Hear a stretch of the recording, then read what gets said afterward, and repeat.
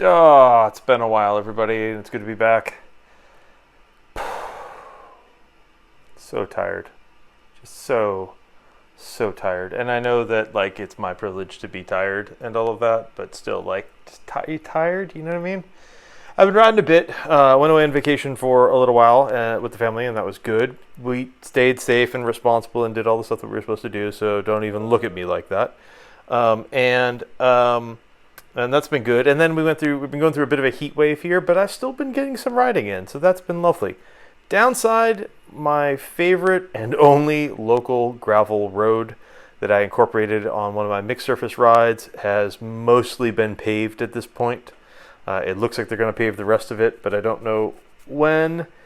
And that's sad and disappointing and baffling because I don't know what the impetus for it was, though there may have been a good reason.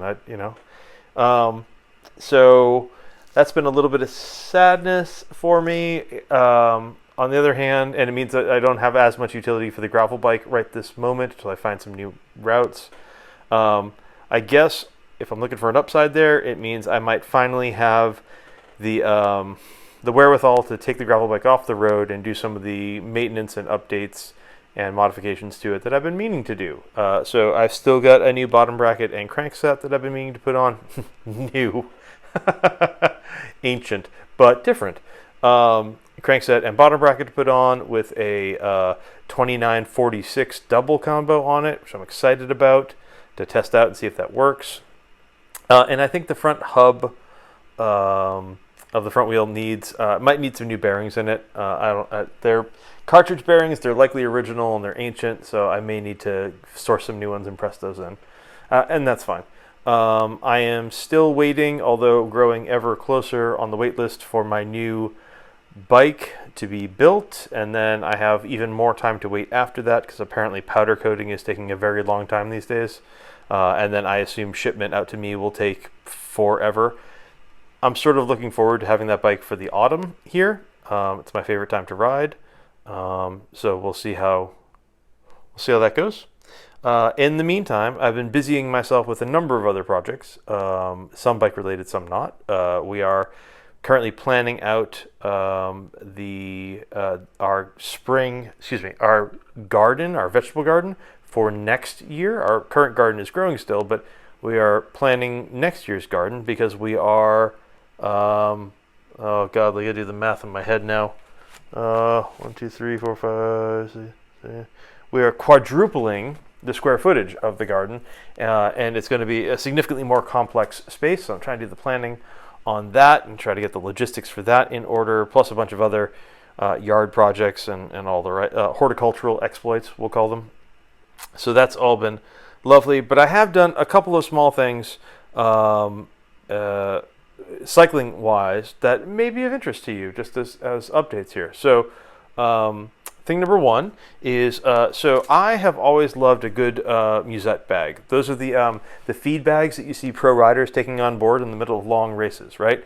And they look like a really lightweight, miniature, inexpensive messenger bag. It's like a pouch on a long strap, right? And the idea is team director or cook or whatever loads up their lunch foods in that, and then they get handed out in feed zones. The riders can sling it over their shoulder, use that to carry everything while they eat, and then they sort of chuck it off to some lucky recipient in the crowd when they're done, and then off they go. It's a great handy bag size, and I've experimented with them over the years. And one of the things that's happening right now is there's a lot of really good fruit and vegetable out and about that I stumble across on rides, whether that's seed collection for the garden for next year, or whether that's people who have overgrown zucchini and squash or whatever. Like there's good stuff to be had around. But the problem is often when I'm out and riding, I don't necessarily have a way to get the stuff home with me, and so you feel like you've missed out on an opportunity. So I took one of my musette bags that I made, which is a simple thing to make, and it's an excellent beginner sewing project. Maybe I'll do a video on that, who knows. So I took that and I rolled it up into a long tube, and then I folded it in half, and that's kind of what she looks like now. And let me explain why we've done this way.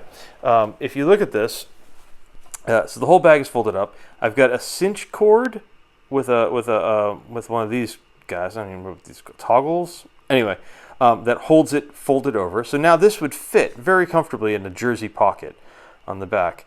And then I added this loop here. And the idea is when you've got this in your jersey pocket, this bit would be hanging out and it'd be easy to get a finger through there and yank the entire thing out of your pocket for easy deployment. And the idea is it makes it easy to carry a bag with you that can carry a lot more stuff in case you stumble across something good while you're out and about. It's a lovely little way. I could also conceive, by the way, of carrying this little extra bag inside a backpack or with me when I'm out and about, just as an easy way to be able to have a little bit more volume with me when I need to carry stuff unexpectedly or when I want to shed some stuff. So anyway, so I got that guy going on, and that's been nice. The other thing that I got recently that's been kind of neat is Topo Designs was running a whole bunch of sales recently for the summer. Sales like that always kind of make me a teeny bit worried that a brand is like in its death throes of like they're just trying to liquidate stuff for available cash to pay down debt or something. I have no evidence that that's what's happened here with these guys, but yeah. Anyway, they were having a sale, and I picked up this, and this is a waist bag, and it's quite small by my standards, right? Really well constructed, as is typical for them, and it's got some lovely features inside, but it's a really small waist pack.